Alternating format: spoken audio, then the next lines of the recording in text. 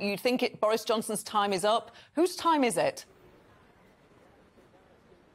I've no idea. I mean, frankly, that's secondary. This is an issue about the integrity of the government.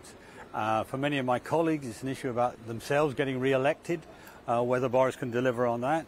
And it's an issue about standing by the rules you passed yourselves, or we passed ourselves, irrespective of whether you think they're good or not. I mean, as you probably know, I think we've been over-controlling in some of our actions on COVID.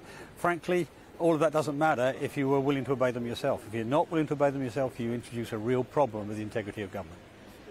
David, it's clear, and we've said many times here on GB News, this is a broad group of Conservatives from all wings of the party, from Steve Baker on the libertarian right, if you like, all the way through to Jesse Norman on the more moderate side of the party. Are you not concerned, though, as a former Brexit secretary, that this could reopen Brexit? We had Tobias Ellwood, who's the chair of the Defence Select Committee, saying that maybe we can go back into the single market. You've had the likes of Lord Adonis saying if Boris goes, Brexit goes. Yeah.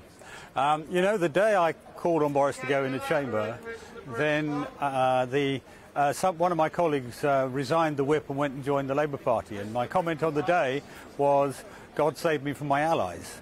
And I think I feel the same, I'm afraid, about what Tobias had to say. It's nothing to do with that. This is about the integrity of the government. This is about getting re-elected as Tories. Frankly, it's about getting back to a low-tax Conservative base. It's about competence in government as well, getting things done. Boris likes to talk about getting the big calls right, but many of my constituents are worried about the small calls that let them get their passport on time, let them get their driving licence on time, let them get their hospital appointment on time. These are all things that we've got to start getting right. At the moment, I'm afraid the outcome of the various investigations have meant this government is paralysed.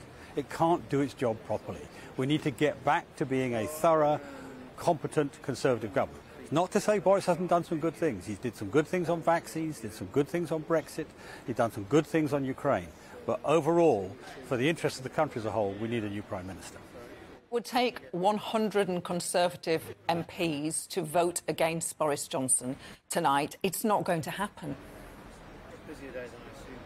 Well, we don't know. We'll see. I mean, when I made my intervention, I forecast that this would happen in the autumn. Why did I forecast that? Because I thought by then would be the highest chance of getting a majority to vote the Prime Minister down.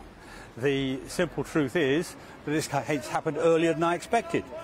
That may or may not lead to an outcome. It may lead to a bigger outcome against him than I'm predicting. But at the moment, I think you're probably right. I think he will probably hang on with 10, 20, 30 votes. And then he's got to make his own decision. And that's a question of character and morality, whether he decides that it's right for the party to stand down in favour of somebody else. That's what he should do. Nice to have various protesters shouting and screaming behind you, David. If I may, let me just press you a little bit more on who could replace Boris Johnson. You've worked closely with Dominic Raab in the past. Penny Mordaunt's doing a good job today of not tweeting her support for the Prime Minister, tweeting lots about a visit going on in her constituency. Jeremy Hunt seems to be emerging as a front-runner. If it is Jeremy Hunt versus Keir Starmer at the next election, is that enough clear blue water for people on your wing of the Conservative Party? Well, you say my wing of the Conservative Party. My constituency matters to me before my wing. My country matters to me before my wing. If we've got a government that's delivering on proper public services, is maintaining a good economic environment, in the midst of what you know of all people, Liam, will probably be a stagflation crisis, then yes, they will win.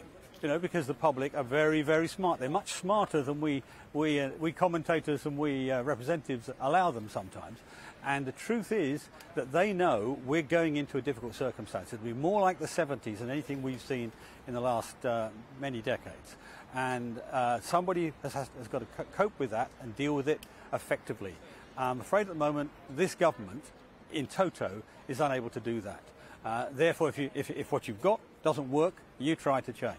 I'll make a decision as to who I want to support when we get a bit closer to the time. When we get to the time, that may not happen this year as this is going. Welcome to the GB News YouTube channel. You can watch us live 24 hours a day, catch up on your favourite shows and join in the conversation in the comments below.